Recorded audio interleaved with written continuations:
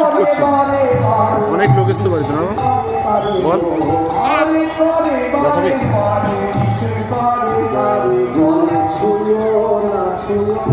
কাছ থেকে দেখাচ্ছি, ঠিক আছে, খুব মজা হবে।